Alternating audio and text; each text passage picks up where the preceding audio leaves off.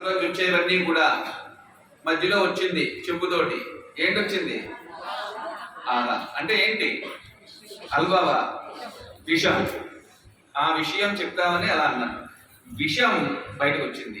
అటువంటి విషయం అంటే కర్కోటకం. ఆ విషయానికి విరుగుడు లేదు. మహాకర్కోటకమైనటువంటి విషయం బయటకు వచ్చింది. అది ఎలా వస్తోంది? చూస్తుంటే ఆవిర్లు వచ్చేస్తున్నాయి అందులోంచి. ఆవిర్లు వచ్చేస్తుంటే ఎర్రమొహం వేసి అంతవరకు ఆనందంగా చిలికిన వాళ్ళందరూ కూడా ఎక్కడ వాళ్ళు అక్కడ భయభ్రాంతులు అయిపోయారు. ఎందుకు?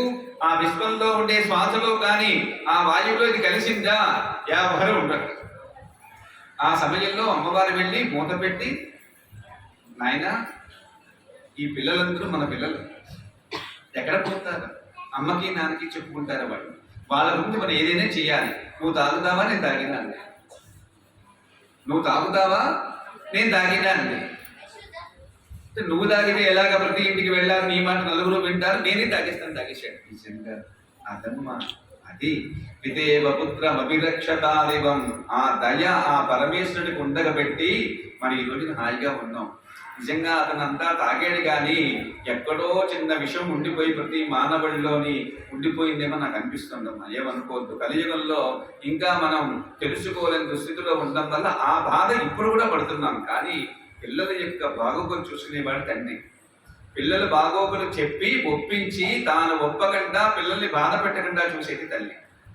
అటువంటి మహనీయుల యొక్క అద్భుతమైనటువంటి చైతన్య రోజు మహాశివరాత్రి పర్వదినం. అటువంటిది ఒక్క విషమే తాగి ఊరుకున్నాడా? ఎక్కడ కింద దిక్కకూడదు. ఎందుకు? భూలోక భువర్ణలోక సువర్ణలోక మహన్నలోక జనోలోక తపోలోకాలు ఇక్కడ ఉన్నాయి.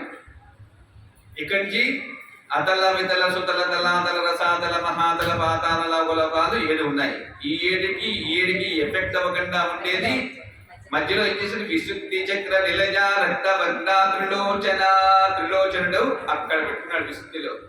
ఆ విశుద్ధిలో చిన్న పాయింట్ పెట్టుకుని అక్కడ దాచుకున్నాడు. ఆ దాన్ని దాచుకున్నాడు. దాచుకున్నప్పుడు ఏం చేశాడు?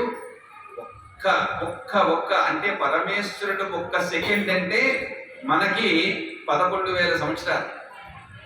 ఒక్క సెకండ్ అతనికి ఊపిస్తుంది. అంటే అంత దివ్యమైనటువంటి శక్తివంతుడికే ఆ లోపల ఉండే విషయం ఊపిందంటే ఏంటైపోతుంది? ఆవిడ సృష్టించే సృష్టిలన్నీ కూడా ఉన్మలైపోతాయి. ఆ సమయంలో ఆవిడ సర్వదేవతలు కూడా స్తుతించినటువంటి పారాయణే కట్టమాత.